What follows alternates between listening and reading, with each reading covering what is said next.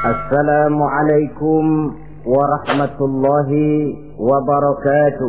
Waalaikumsalam warahmatullahi wabarakatuh. Bismillahi walhamdulillah, wassalatu wassalamu ala sayyidina rasulillah, sayyidina wa maulana Muhammad ibn Abdullah wa ala alihi wa sahbihi wa mawalah. أما بعد سبحانك لا علم لنا إلا ما علمتنا إنك أنت العليم الحكيم لا حول ولا قوة إلا بالله العلي العظيم. Saudara-saudara kaum muslimin rahimakumullah,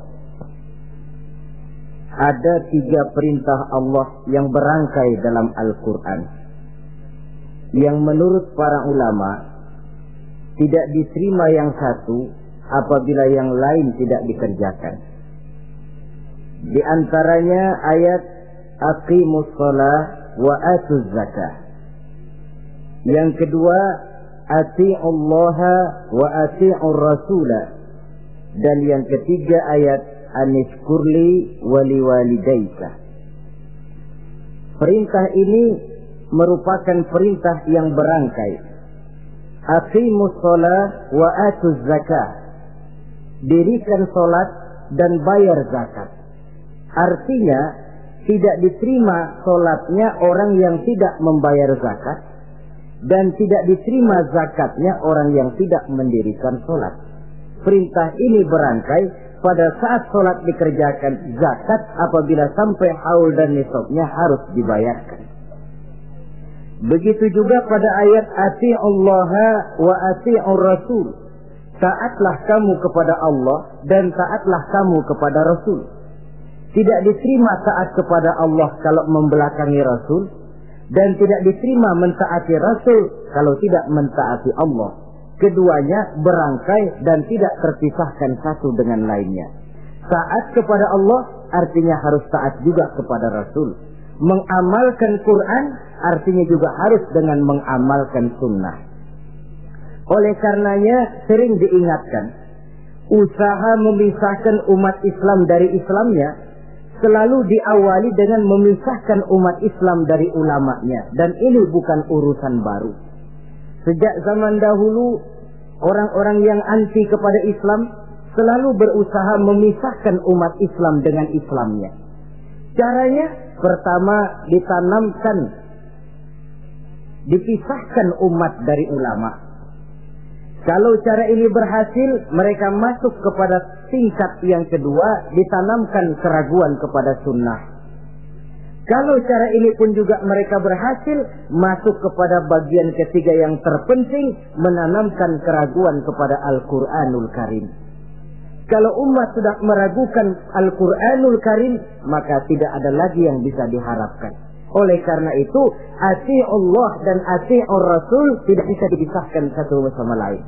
Apabila kita mengamalkan ajaran Quran, seiring dengan itu kita juga harus menegakkan sunnahnya. Adapun ayat yang ketiga yang merupakan perintah berangkai ini, anishkurli wali walidaika, kata Allah. Hendaklah engkau bersyukur kepadaku dan bersyukur kepada ibu bapakmu. Bersyukur kepada Allah tapi tidak bersyukur kepada ibu bapak tidak diterima. Bersyukur kepada ibu bapak tapi tidak bersyukur kepada Allah juga ditolak. Oleh karenanya keduanya tidak bisa terpisahkan satu sama lain. Orang yang pandai bersyukur kepada Allah, dia harus pandai juga bersyukur kepada ibu dan bapaknya. Bersyukur kepada ibu bapak artinya berbakti kepada kedua orang tua kita. Kalau kita perhatikan, dan inilah pokok yang akan kita bicarakan pada pertemuan ini, soal berbakti kepada ibu dan bapak. Kalau kita perhatikan, kedudukan kedua orang tua dalam Al-Quran itu tinggi sekali. Kita baca misalnya dalam surah Al-Isra ayat 23. Di sana menjelaskan, وَقَضَى رَبُّكَ أَلَّا تَعْبُدُوا إِلَّا إِيَّهُ وَبِالْوَالِدَيْنِ إِحْسَانًا. Dan Allah Tuhanmu telah memutuskan, telah menetapkan, jangan kamu menyembah selain daripadanya, dan berbaktilah kepada kedua orang tua. kita perhatikan tartibul kalimat atau tertib urutan kalimat dalam ayat ini. Pertama, jangan menyembah selain kepada Allah. Yang kedua, berbakti kepada kedua orang tua. Allah, setelah itu kedua orang tua. Begitu tinggi kedudukannya sampai dirangkaikan dengan kewajiban menyembah hanya kepada Allah. Sesudah itu apa? Wabil walidaini ihsana, berbakti, berbuat baik kepada ibu dan bapak. Lalu dalam surah An-Nisa ayat 36 kita temukan wa'budullaha wa la tusyriku bihi syai'a wa bil walidaini ihsana. Sembahlah Allah, jangan engkau sekutukan ia dengan sesuatu pun, dan berbuat baiklah kepada kedua orang tuamu.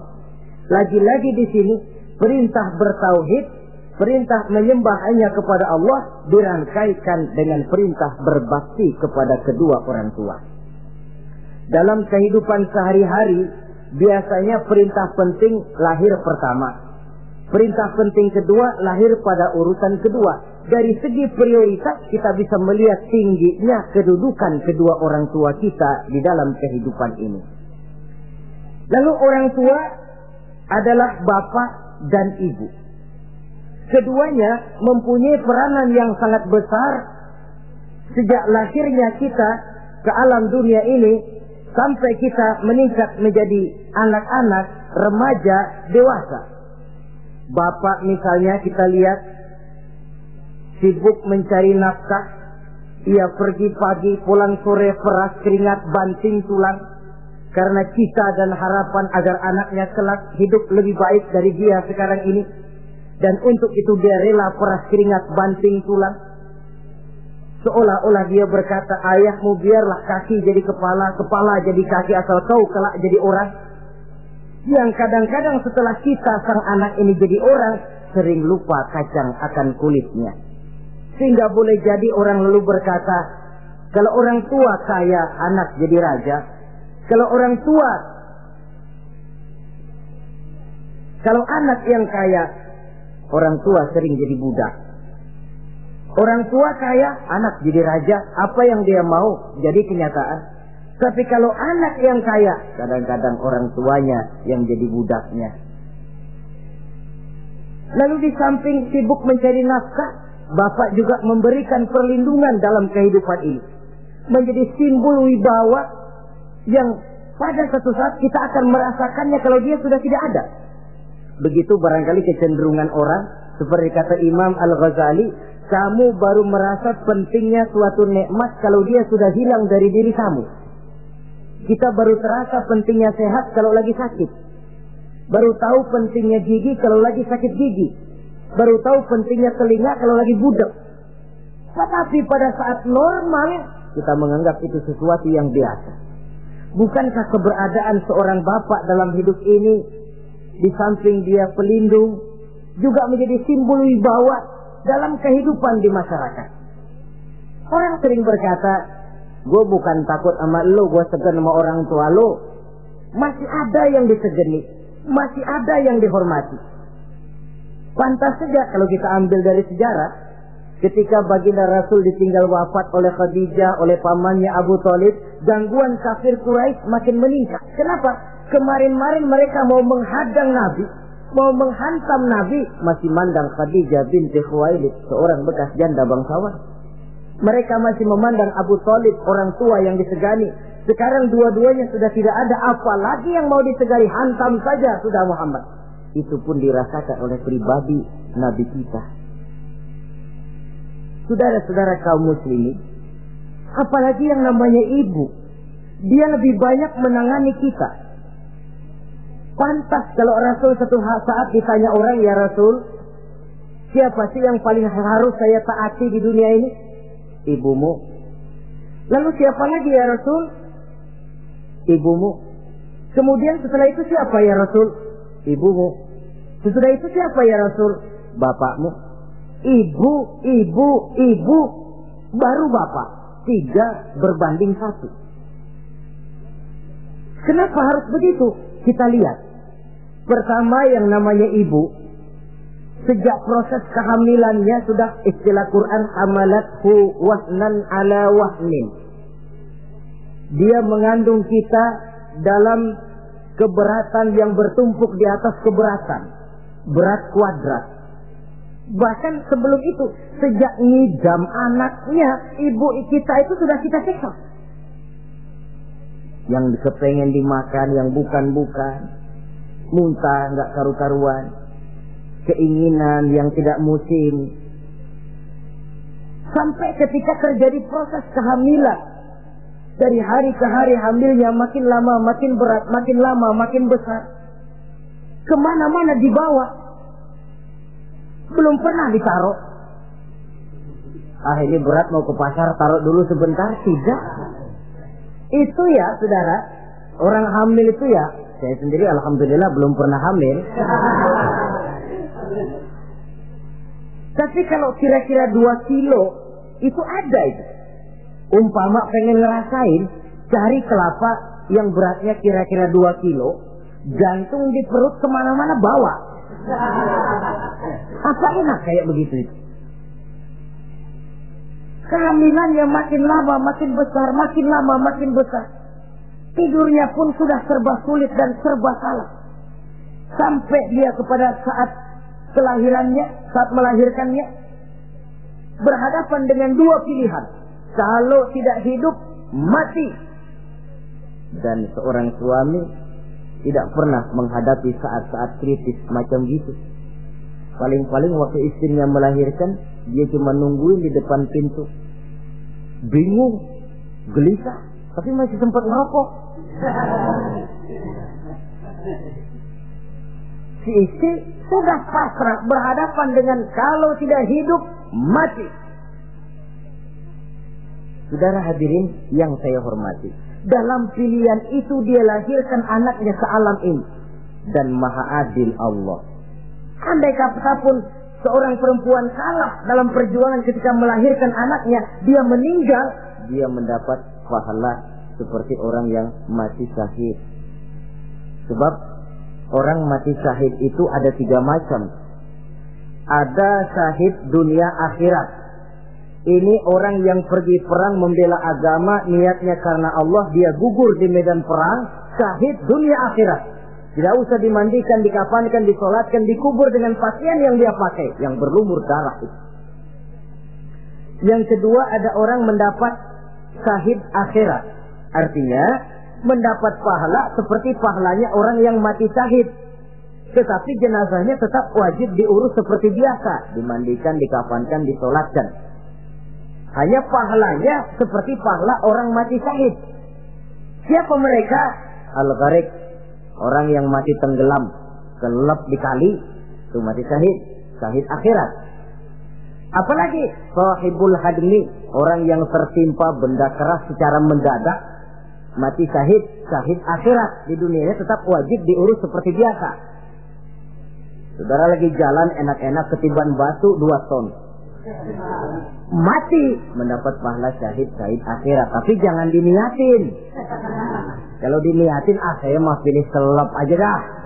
Lalu nyebur ke kali, mati, syahid. Tidak. Konyol malah itu, bunuh diri namanya. Nah, di antaranya yang mati syahid itu perempuan yang meninggal pada saat melahirkan anaknya. Tapi masalah kita dalam pilihan antara hidup dan mati, dia lahirkan anaknya sealam ini. Lalu proses mengasuh dan membesarkan lebih banyak sang ibu ketimbang sang bapak. Tengah malam, bapaknya sudah asik tidur lelap. Si ibu masih saja berkutat dengan anak bayinya. Dibungkusnya pakaian, si anak pun pipis digantinya itu. Setelah itu dijaganya juga dari gigitan nyamuk. Sehingga pepatah bilang kasih ibu sepanjang jalan, kasih anak sepanjang galah. Ini berarti bahwa bagaimanapun upaya hendak menebus jasa daripada ibu, memang sulit untuk tersebut. Oleh karenanya saudara-saudara, pantas saja kalau Nabi sampai 3 kali ibumu, ibumu, ibumu, setelah itu bapakmu. Nah, oleh karenanya apa sebenarnya kewajiban seorang anak kepada kedua orang tuanya? Dengan kata lain, bagaimana kita berusaha untuk berbakti kepada ibu bapak ini? Di dalam kitab Tanbihul Ghafilin ada dijelaskan, lil walidi 'alal waladi asharatu huquqin. Orang tua mempunyai 10 hak terhadap anaknya. Dengan kata lain, kewajiban anak kepada orang tuanya ada 10. Pertama, at-ta'am in ihtaja. Memberikan kedua orang tua makan kalau dia keduanya memerlukan makanan. Malah yang lebih ideal dia usahakan agar makanan yang diberikan kepada kedua orang tuanya lebih baik dari yang dia makan sendiri. Kita kadang-kadang beli juga kue, buahan, tapi kita sortir dulu. Di rambutan yang kontes-kontes kasih babak sono. Saudara hadirin yang saya hormati, suatu saat Nabi Musa pernah memohon kepada malaikat Jibril, "Ya Jibril, tolong tunjuki siapa kira-kira teman saya di surga nanti." Lalu Jibril mohon kepada Allah, Allah memberitahu Jibril kasih tahu Musa, temannya di surga nanti tukang daging di pasar, jualannya di pojok parasnya begini-begini, semin. Nabi Musa ingin tahu apa keistimewaan tukang daging ini kok akan jadi teman saya di surga nanti. Dia samperin, "Assalamualaikum." "Waalaikumsalam." Lalu kenalan. Setelah datang waktu pulang, Nabi Musa ikut ke rumah tukang daging ini. Diambil daging, sampai di rumahnya itu daging dia rebus. Dia rebus, matang, dia hidangkan kepada ibunya yang sudah tua renta. Disuapinya ibunya. "Tiap hari kamu kerjakan ini?" "Tiap hari," kata si anak tadi. "Saya beri makan kedua orang tua ibu saya yang sudah tua renta itu." Si ibu setelah disuapin oleh anaknya berdoa, "Allahumma ja'al ibni jalisa Musa fil jannah." Ya Allah, jadikanlah anak saya ini teman Nabi Musa di surga nanti. Amalan si anak cuma nyuapi ibunya, tapi doa ibunya itu yang dijawab dan diterima oleh Allah. Si ibu berdoa, "Ya Allah, anak saya ini jadikan teman Nabi Musa di surga nanti." Allah kabulkan doa ibu yang tiap hari disuapi diberikan makan oleh anaknya. Jadi taruhlah kita sebagai anak ini, ibadah kita barangkali menyebabkan doa kita belum begitu diterima oleh Allah. Permohonan kita barangkali masih nyangkut di langit. Tapi jikalau kita bisa menyenangkan hati ibu bapak kita yang mendoakan kita, insya Allah makbul. Sebab orang tua itu doanya makbul, sumpahnya juga manjur. Kalau ibu sudah berkata, "Nak, air mata yang tertumpah terurai untuk mengasuh dan membesarkanmu, nak. Air susu ibu yang kau minum sampai kau tumbuh menjadi dewasa semacam ini, seluruh cucuran keringat dan jerih payah ibu rela, nak. Mudah-mudahan kau jadi orang berguna. Insya Allah hidup ada berkahnya." Tapi kalau hati orang tua sudah masghul, apalagi sampai keluar sumpahnya, banyak legenda-legenda, entah itu yang namanya si maling kundang, anak durhako, entah itu riwayat-riwayat lain yang menjelaskan bahwa tidak ada keberkahan yang bisa tegak tanpa doa dari ibu dan bapak. Saudara-saudara kaum muslimin yang saya hormati, memberikan makan kepada kedua orang tua. Sekarang kalau kedua orang tua mampu bagaimana? Tidak jadi soal. Tidak jadi soal orang tua mampu atau tidak kita memberikan, mengirimkan makanan. Apalagi kalau orang tua kita sudah lanjut usianya, ialah kalau umur 40-50 tahun masih bisa makan sendiri. Tapi pada saat saudara yang berbahagia dikaruniai orang tua berumur panjang, 70, 80, 90 tahun, sesuai dengan janji Allah, "Wa man nu'ammirhu nunakkishu fil khalqi." Siapa yang kami panjangkan umurnya, kami kurangi bentuk kejadiannya. Artinya berkurang nikmat Allah itu. Panjang umur, nikmat berkurang. Artinya mata sudah lamur, pikiran sudah rada pikun. Nunakkishu fil khalqi. Berkurang kejadian asalnya itu. Kesempurnaannya sudah tidak ada lagi. Mengurus orang tua macam begitu memang kalau nurutin peganya ya makan nasi. Kadang-kadang karena pikun pagi-pagi pengen kita beli es puket. Makan. Lagi zaman susah tukang bubur kepengen makan bubur. Tapi di situ ujian. Begitulah dahulu orang tua kita melayani kita dikala kita belum masih merah, belum bisa berbuat apa-apa, belum punya pilihan, tapi mereka sabar, mereka ikhlas. Tidak sabarkah kita? Tidak ikhlaskah kita di hari tua mereka? Kita mengasuh dan melayani mereka. Kadang-kadang karena rewel, anak ketelepasan omong, udah tua, rewel aja. Hancur hatinya. Dalam keadaan tidak berdaya, mendapat kata yang tidak enak lagi dari anak-anaknya. Saudara hadirin yang saya hormati, jadi soal orang tua mampu atau tidak memberi makan, itu bukan soal, tapi kewajiban anak memberikan makan kepada kedua orang tuanya. Ini kewajiban yang pertama.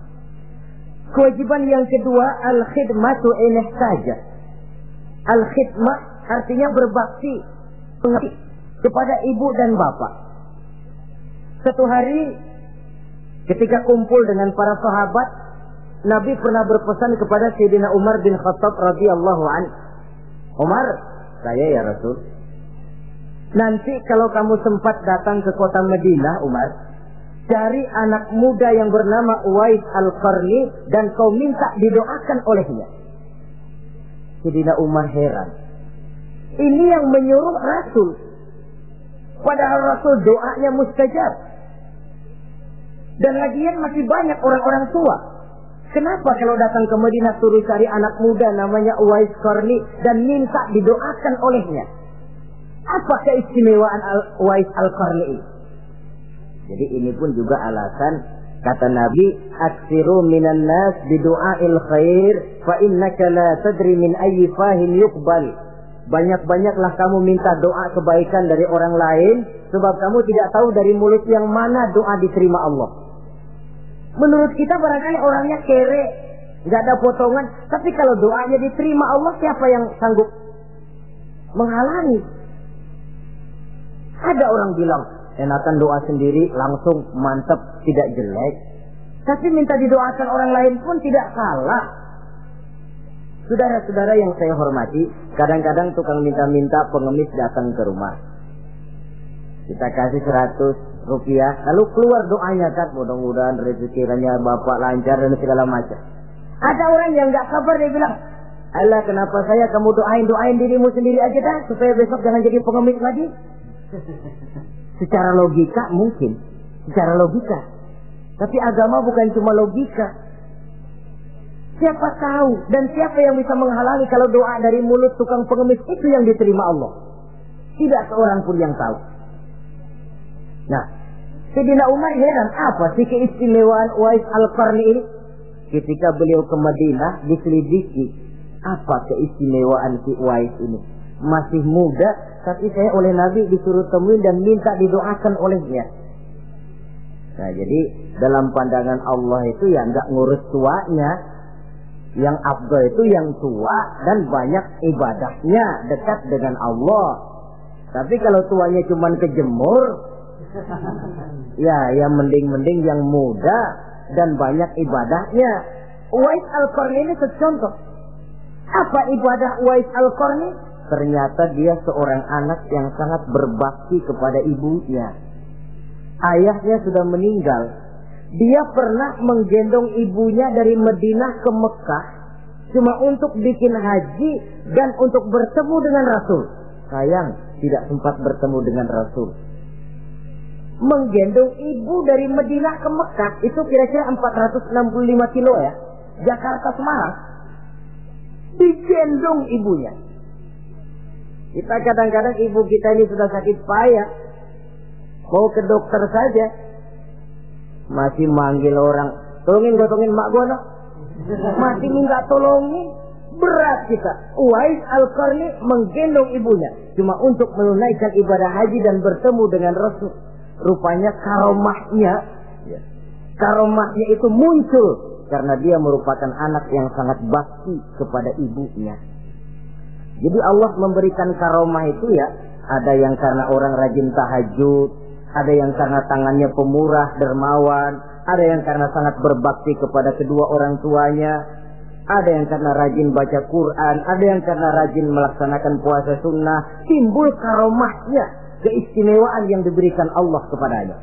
Jadi bakti kepada ibu dan bapak mendatangkan karomah, keistimewaan yang diberikan Allah kepada kita.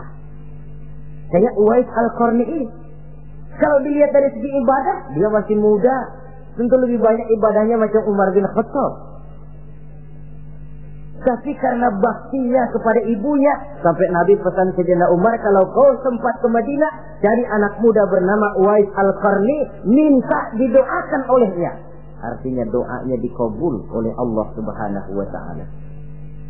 Saudara-saudara kaum muslimin yang berbahagia, kewajiban yang ketiga, al-ijabatu in da'a, menjawab, memenuhi panggilan orang tua apabila keduanya memanggilmu.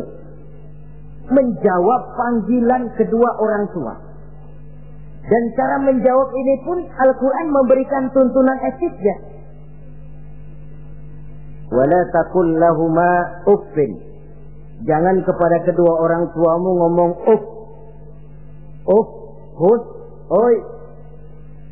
Itu dianggap kurang etis. Saudara hadirin yang saya muliakan, menjawab panggilan orang tua merupakan kewajiban anak dan merupakan hak dari orang tuanya. Dia berhak untuk dijawab panggilannya dan anak berkewajiban untuk menjawab panggilan orang tuanya. Mari kita ikuti satu riwayat bahwa ada seorang anak muda yang soleh, tekun melaksanakan ibadah, namanya Jurayj. Satu hari Jurayj ini sedang sholat sunnah. Ketika dia sedang sholat itu, ibunya manggil, Jurayj, kan? Jurayj, sini sebentar. Ibunya rupanya tidak tahu kalau Jurayj sedang sholat. Mendengar panggilan ibunya, Jurayj bimbang dalam hati. Allahumma ummi am sholati. Ya Allah, sembahyang saya terusin atau panggilan ibu yang saya jawab? Saya sholat sunnah, tapi menjawab panggilan ibu wajib. Mana ini? Bimbang. Dia, ibunya manggil lagi, Jurayj ta'ali, Jurayj sini.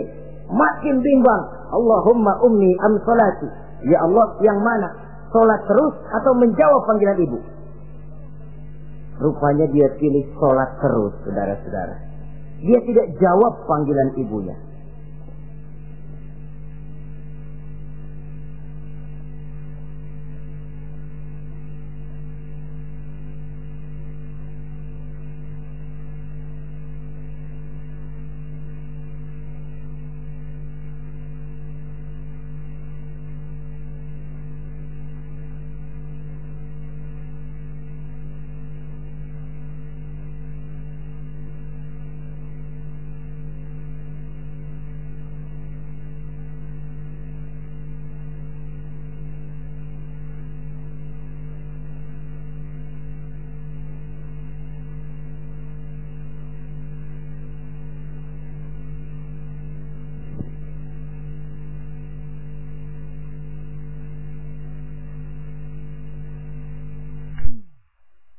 Karena panggilannya tidak dijawab ini, mangkel rupanya hati sang ibu. Ya Allah, Jurayj ini, saya lahirkan dia antara pilihan hidup dan mati. Saya asuh dan saya besarkan dia. Cuma saya panggil tidak mau menjawab, sakit hati saya. Keluar katanya, ya Allah, jangan mati Jurayj sebelum dia bertemu orang jahat. Nah, berlalulah riwayat ini. Hari berganti hari, bertukar minggu pergi, datanglah bulan. Kesolehan anak muda yang bernama Jurayj ini terkenal ke seluruh kampung. Dan biasa, kalau ada orang yang soleh, apalagi dia masih muda, yang usil banyak. Dan yang usil ini selalu berusaha mencari jalan bagaimana menghancurkan Jurayj ini. Saudara hadirin yang saya hormati, akhirnya mereka begini aja. Jurayj kan masih muda, kita goda pakai harta. Ah, tidak mungkin. Jurayj itu bukan orang yang mata duitan, dia tidak akan luluh oleh harta. Kita tawarkan kedudukan, juga tidak bisa. Begini saja. Dia kan masih muda tuh. Iya. Umpanin perempuan aja dah. Kirim cewek yang agak kece.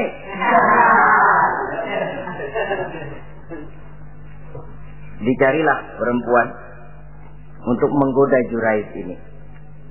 Sampai satu malam Jurais sedang ibadah di mihrab dalam masjid. Masuk perempuan ini dengan langkah gemulai, dengan suara merdu mendayu-dayu, mencoba merayu, membujuk, mempedaya, mempesona Jurais. Tapi nggak kena. Sejak dari berpakaian lengkap si perempuan ini, sampai bahasa Arabnya Uryanun Thalik, tanpa sehelai benang pun lagi lekat di badannya. Menggoda Jurais, memegang Jurais, muter-muter di depan Jurais, tanpa selembar benang pun lekat di badannya. Jurais mantap. Si perempuan karena sudah kadang merasa dibayar lalu nggak berhasil kan malu. Akhirnya dia keluar dari masjid, dia pergi ke sebuah kampung, di sana dia berzina dengan seorang pengembala kambing dan hamil. Ketika hamilnya besar, si perempuan ini kemana-mana pidato.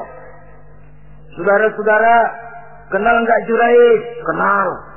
Yang katanya rajin benar ibadah tuh, yang mainannya di masjid melulu, yang mainannya tasbih melulu. Nih, perut saya nih.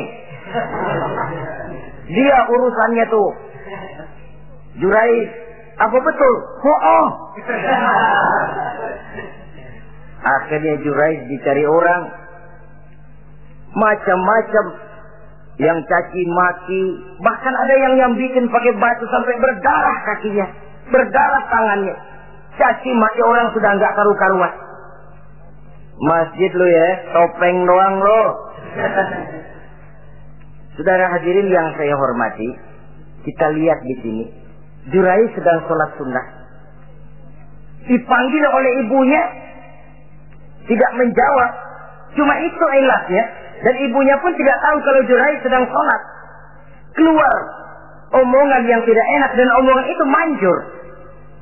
Kata Jurais, saudara-saudara begini, apakah di antara saudara-saudara ada yang lihat saya melakukan zina dengan perempuan ini? Tidak ada. Lalu atas dasar apa saudara menuduh saya? Ya pengakuan si perempuan tadi. Nggak bisa dong kalau nggak ada saksi. Sekarang begini saja. Bagaimanapun saya ngotot, saudara nggak percaya, kita tunggu saja sampai si bayi ini lahir. Kita tanya dia nanti siapa bapaknya. Baiklah kalau begitu. Ditunggulah saat kelahiran sang bayi. Begitu bayi itu lahir ke alam ini, brown, merah, masih orok. Setelah dibersihkan, ditekan perutnya oleh Jurais, ya gulam, kul man abuk. Bayi, tolong kasih tahu siapa bapakmu. Dengan izin Allah itu orok, bayi yang masih merah ngomong, bapak saya tukang ngangon kambing di kampung Ano. Kata Jurais tuh kan, gua tuh juga bukan gua ya. Gak percaya sih ente, main sabot aja. Begini akhirnya nih, ternyata sedang sholat sunnah dipanggil, tidak menjawab, ibunya mangkel, keluar omongan tidak enak, itu masih manjur. Apalagi kalau nggak lagi ngapa-ngapain, dipanggil nggak jawab, atau menjawab dengan panggilan yang nyakitin hati, tentu saja lebih manjur lagi ucapan orang tua kita itu. Saudara-saudara yang saya hormati, jadi kewajiban ini al-ijabatu inda'a, menjawab apabila dipanggil. Teorinya mudah ini, prakteknya yang sulit. Pada suatu saat kita sedang menghadapi urusan yang sangat penting, orang tua manggil. Pada suatu saat kita sedang menghadapi tamu untuk sesuatu yang vital, orang tua manggil.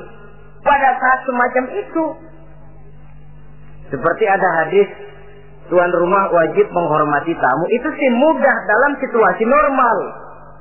Tapi coba malam kita sudah nggak tidur, begitu mau tidur baru mau ngelayat, assalamualaikum tamu.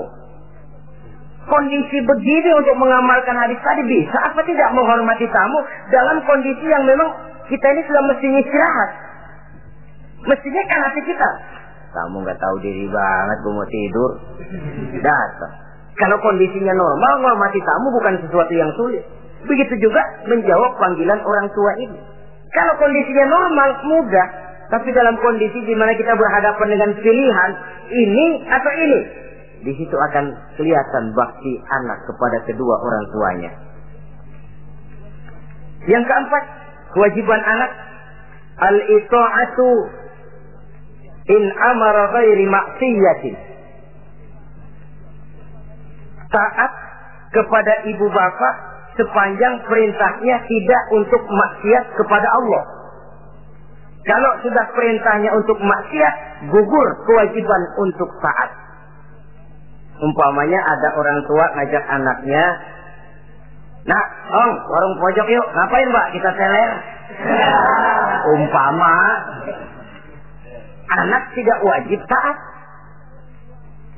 Atau ada orang tua musyawarah sama anaknya, "Nah, gimana kalau kita pindah agama saja?" Tidak wajib taat. Sepanjang perintah itu tidak untuk melakukan maksiat kepada Allah, anak wajib taat. Dan jangan lupa, kewajiban taat kepada kedua orang tua di bawah kewajiban taat kepada Allah dan Rasulnya. Allah dan Rasulnya, setelah itu ibu bapak. Apabila perintah tidak untuk melakukan maksiat, maka anak wajib untuk melakukan taat kepada kedua orang tuanya. Ini kewajiban yang keempat. Apatah lagi kalau cuma sekedar diperintah ngaji, diperintah sekolah, diperintah melakukan membantu pekerjaan yang ada di rumah. Itu sudah perintah yang di samping bermanfaat buat keluarga, juga menyangkut hari depan kita sendiri sebagai anak. Kadang-kadang memang kita mengukur dari sudut kepentingan kita tanpa melihat jauh ke depan. Misalnya, ada anak pulang sekolah langsung ambil layangan sama benang berangkat ke lapangan. Orang tua karena melihat jauh ke depan, anak ini lelahnya belum hilang. Dipanggil, "Nak, pulang nak, jangan main layangan. Sini dulu kau istirahat, makan, sholat, tidur siang nak. Nanti bangun tidur barulah main." Si anak mungkin hatinya ngedumil, "Bapak, orang main layangan aja dilarang." Ini kesan yang timbul. Orang main layangan saja kok dilarang. Padahal larangan ini adalah untuk kemanfaatan dan kemaslahatan si anak itu sendiri. Tapi anak tidak mau mengerti. Yang dia tahu, dia dilarang main layangan. Itu cuma karena pandangannya yang tidak jauh menerawang ke depan. Pepatah bilang, sekejam-kejamnya macan tidak ada yang makan anaknya sendiri. Artinya bagaimanapun kondisinya, orang tua itu tidak ada yang akan sampai untuk menyengsarakan anaknya. Saudara-saudara kaum muslimin rahimakumullah. Jadi yang keempat, kewajiban untuk taat sepanjang tidak melakukan maksiat kepada Allah Subhanahu wa taala. Yang kelima, at-takallum ma'ahu bil-lail. Apabila bercakap-cakap dengan kedua orang tua, hendaklah dengan tutur kata yang lemah lembut. Wala tanharhuma wala taqul lahuma uffin wa qul lahuma qawlan karima. Jangan membentak, jangan uff saja, hus saja, itu sudah tercela dan tidak boleh menurut ajaran agama. Apatah lagi sampai membentak, maaf, apalagi sampai melakukan tindakan kekerasan. Menendang orang tua, na'udzubillah, summa na'udzubillah. Memukul orang tua sendiri, Allah karim. Orang tua yang menyebabkan secara zahir keberadaan dia ke alam ini, sampai hati ditendang, dipukul, dibangsat-bangsati. Tidak ada kedurhakaan yang lebih berat selain daripada kedurhakaan kepada kedua orang tua sesudah orang menyekutukan Allah. Sehingga pantas kalau Nabi memberikan vonis, ridullah fi ridul walidain wa suhtullah fi suhtil walidain. Keredoan Allah di dalam keredoan ibu bapa, dan murka Allah pun berada dalam kemurkaan ibu bapa. Ibu bapa ridho, Allah insya Allah ridho. Ibu bapa murka, Allah murka. Jadi kebahagiaan apa yang bisa kita tegakkan dalam hidup tanpa restu dan doa kedua orang tua kita? Si anak mungkin karena pendidikannya lebih tinggi, pengalamannya lebih luas, pergi ke mancanegara, bisa segala macam bahasa, dididik secara canggih. Tapi apakah itu lalu berarti dia harus memalingkan diri dari kedua orang tuanya? Sama sekali tidak. Disinilah unsur yang namanya keberkahan. Maka sering dijelaskan orang tua adalah keramat hidup. Kita sering ziarah. Ya kadang-kadang kalau yang diziarahi kiai ya lumayan. Kadang-kadang yang diziarahi dukun yang sembahyang aja enggak. Cari mbah ano, cari ambah ano, cari keramat ano, cari keramat ini, cari keramat itu. Dan jangan lupa di beberapa daerah yang namanya kiai itu ya, yang disebut kiai, bukan cuma orang yang ngerti agama. Ya kalau saudara ke keraton Jogja mana, segala gerobak namanya kiai. Iya toh, kereta kencana itu, degung namanya kiai. Lalu jangan lupa itu, misi Zending pertama namanya juga Kiai Sadrak itu. Kiai, tapi misi Zending. Kalau di sana itu kiai itu panggilan untuk yang dipertua. Kita ziarah cari keramat Mbah Buyut, Mbah Sapu Jagat, Mbah Brojo, macam-macam Mbah. Tapi kita lupa di rumah kita ada keramat hidup. Siapa itu? Ibu bapak kita. Sebelum jauh-jauhlah berziarah ke tempat-tempat yang lain, di rumahku ada keramat yang hidup. Ibu dan bapak kita sendiri, keramat hidup. Dengan doanya, hidup jadi berkah. Tapi kalau kita sakiti hatinya, hidup ini lalu jadi sempit, jalan bagai tertutup. Maka berbahagialah seorang anak apabila dia sudah sanggup melakukan satu bakti yang bisa menyenangkan hati kedua orang tuanya. Bercakap-cakap, berbicara dengan lemah lembut. Kadang-kadang di sebagian daerah ya sudah jadi kebiasaan manggil orang tuanya pakai elu aja. Bapaknya dianggap CS. Salaman juga main kedet aja. Halo be. Di santu bapaknya nggak boleh meleng, main buat aja. Dari panggilan saja, saudara hadirin yang saya muliakan, sudah memberikan cermin. Sebab bahasa adalah cermin dari pribadi orang. Kalau kepada orang tua kita sendiri kita memakai ke bahasa yang kasar, cermin bahwa pribadi kita memang pribadi yang kasar. Jadi pantas kalau agama mengatakan, apabila kedua orang tuamu sudah mencapai usia lanjut, wala tanharhuma, jangan membentak, wala taqul lahuma uffin, jangan berbicara uff, wa qul lahuma qaulan karima, sampaikan berbicara kepadanya dengan qaulan karima, kata-kata yang mulia, bukan kata-kata yang bagus dan indah diminta, qaulan karima, kata-kata yang mulia. Ya Allah, luhur, indah betul bahasa Quran ini. Berbicara kepada kedua orang tua dengan kata-kata yang mulia. Jadi sekedar itu saja tidak boleh, konon lagi sampai membentak. Termasuk orang tua ini yang mertua. Kalau orang tua kan tiga loh. Orang tua yang menyebabkan kita lahir ke dunia, ibu bapak kita. Orang tua yang mempercayakan anaknya kepada kita, mertua kita. Dan orang tua yang mendidik kita, guru kita. Ketiganya berfungsi orang tua. Kewajiban ini juga berlaku. So, mertua kan cuma sekedar istilah. Pada hakikatnya dia adalah orang tua kita juga. Jangan lalu berbeda karena cuma dia bapaknya istri kita. Sama saja. Kalau kepada orang tua sendiri menghormati, lalu kepada mertua kita kurang begitu perlu, itu adalah satu sikap yang tidak adil. Tentu itu akan menyakiti hati istri. Atau kalau dia istri, akan menyakiti hati suami. Berkata dengan kata-kata yang mulia. Saudara-saudara, yang keenam, in ihtaja ilal kiswah kasahu in qadar 'alaiha. Kalau dia perlu pakaian, berikan pakaian walaupun dia sendiri mampu membeli. Nah, antarin bapak beli kacamata yuk. Ayo pak, Sudah sampai di toko kacamata, bayar oleh anaknya. Walaupun si bapak punya duit dan si bapak yang ngajak beli, kewajiban anak bayarin. Jangan mentang-mentang bapaknya cuma minta dianterin, bener-bener nganterin. Bapaknya ngeluarin dompet cuek aja. Mana ada kembalinya, Pak? Wah, kembalinya ditarik.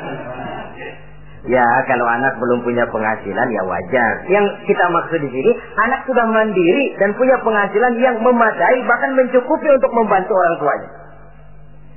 Saudara hadirin yang saya muliakan, dan ini juga kalau memang bisa, seharusnya orang tua kita pakaikan yang lebih baik dari yang kita pakai sendiri kalau bisa. Sebab nantinya sikap kita kepada orang tua kita itu akan jadi bahan bibir di masyarakat. Ya, dia enak-enakan orang tuanya begitu aja ya. Mungkin di depan kita orang tidak bicara, tapi di belakang kita kok tegel ya, kok sampai hati ya. Dia enak-enakan berdiri di Menara Gading, tapi orang tuanya tiap hari kerja begitu berat. Saudara hadirin yang saya hormati, sekali lagi, di depan kita orang mungkin tidak berani bicara, tapi di belakang itu akan jadi buah bibir. Ini dari segi kita memelihara muru'ah. Yang ketujuh, al-masyu khalfuhu. Kalau jalan, mengiring. Artinya di belakang orang tuanya. Ini adabnya. Adab berjalan. Saudara yang saya hormati, ini yang dicontohkan oleh baginda Rasul. Jika berjalan dengan orang-orang tua, beliau belakangan. Kenapa? Ini merupakan simbol penghormatan kita kepada orang yang lebih tua daripada kita. Tidak mentang-mentang karena pendidikan lebih tinggi, merasa dirinya lebih tahu, lebih pengalaman, selonong boy. Orang tua tahu apa sih? Ngir. Waduh, hebat. Saudara hadirin yang saya hormati, al-masyu khalfuhu. Berjalan di belakangnya. Begitu juga untuk mengemukakan pendapat. Kalau suatu saat orang tua mengajak musyawarah, dengarkan dulu omongannya, tangkap seluruhnya. Kalau kita merasa bahwa itu salah, jangan lalu dipotong. Salah, Pak, jangan begitu, Bapak kolot sih. Salah, jangan. Sebab itu akan menyakiti hatinya. Kalau hatinya terluka, itu sudah merupakan suatu dosa, melukai hati kedua orang tua. Kalau toh dianggap kita diminta mengemukakan pendapat, kemukakan pendapat itu. Kalau menurut saya sih begini. Dan itu memang orang tua yang bijaksana. Dia juga tidak cuma memaksakan pendapatnya, tapi juga minta pendapat dari si anak. Ada timbal balik. Sistemnya komunikasi keseimbangan. Inilah makna ucapan Nabi. Bukan termasuk golonganku, kata Nabi, orang tua yang tidak sayang kepada anak muda, dan orang muda yang tidak menghormati orang tua. Bukan golonganku. Jadi seimbang tuh. Yang tua sayang yang muda hormat yang tua. Tapi yang tua jangan minta dihormati. Ini kewajiban orang muda, hormati. Kewajiban yang tua apa? Sayangi yang muda. Jangan mentang-mentang yang muda harus menghormati yang tua. Lalu yang tua minta dihormati, gila hormat. Gua kan tuaan lo, kalau salaman sama gue cium tangan ya. Pokoknya kalau lo nggak nanya, gua nggak nanya.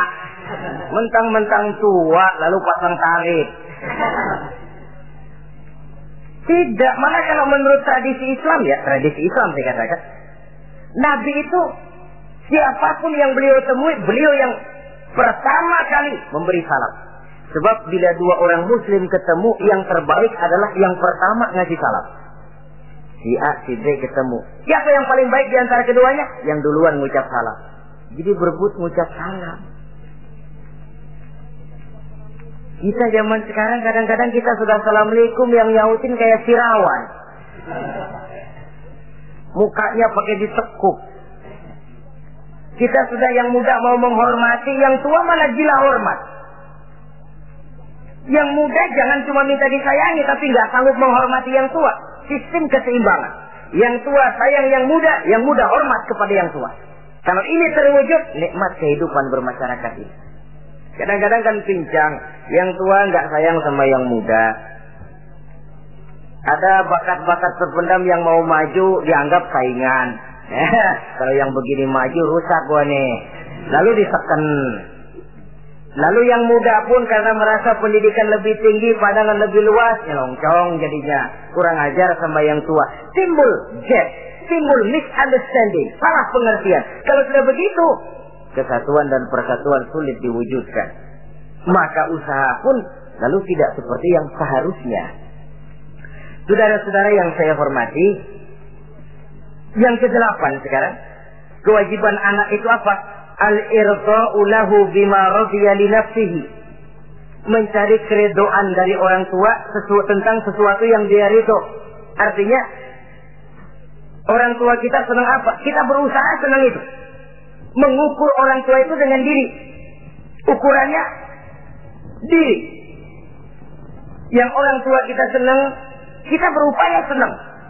Orang tua kita senang ngaji, berusaha kita untuk senang hadir di majelis taklim. Orang tua kita senang baca Quran, kita juga berupaya senang baca Quran. Sebab yang paling membesarkan hati orang tua sesungguhnya tidak lain kalau dia melihat anaknya ini sesuai dengan yang dia harapkan. Oh, kalau sudah begitu orang tua itu cucuran keringatnya, peras keringat banting tulangnya, jibakunya, rasanya hilang capeknya. Kebahagiaan orang tua tidak cuma kalau anaknya jadi kaya lalu mengantarkan makan, minum, buahan, peralatan yang serba lengkap, tidak. Lebih dari sekedar itu orang tua berharap dia bisa menerima pensiunan pahala dari meninggalkan anak yang soleh. Alangkah indahnya jika orang tuanya nanti wafat meninggalkan alam ini, anak-anaknya mengurus bumi di sekelilingnya, memimpin orang tuanya membacakan syahadat, anak-anaknya juga yang memandikan, anak-anaknya yang menyolatkan, anak-anaknya yang menurunkan dia ke liang lahat, anaknya yang mendoakan. Alangkah nikmatnya orang tua macam itu. Tapi kan langka. Di samping karena memang orang tua kurang mengarahkan, anak pun kurang perhatian ke arah itu. Begitu bapaknya mati, ambil mana ambil, suruh mandiin. Akan lebih baik kalau anaknya yang mandi. Tangga panggil nyembayangi, anaknya malah nonton dari jauh, nggak ikut nyembayangin, mau kok tegel. Kenapa nggak ikut nyembayangin? Ya nggak bisa sembayangin. Ya kalau macam Abu Nuwas dulu nggak bisa, masih ada akal. Ikut sembayang jenazah. Dia nggak tahu kalau sembahyang jenazah itu cuma diri, nggak pakai ruku, nggak pakai sujud. Imam takbir, dia takbir. Begitu takbir kedua dia kira ruku dia. Habis takbir lagi sujud. Orang-orang nggak ada yang sujud, bingung. Selesai ditanya dia, Bunda Was kenapa tadi pakai sujud? Dia bilang ini mayit dosanya kebanyakan.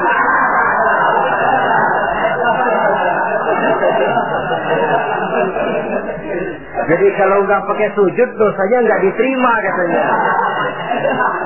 Dosanya nggak diampuni kalau nggak pakai sujud. Makanya saya pakai sujud. Itu sih akal-akalan. Jawaban orang kepepet namanya. Saudara hadirin yang saya hormati, baiklah ya. Yang ke-9, al-ikrahu lahu bima yakrahu li nafsihi. Membenci apa yang dibenci oleh orang tuanya. Orang tua kita nggak senang judi, jangan dekati judi.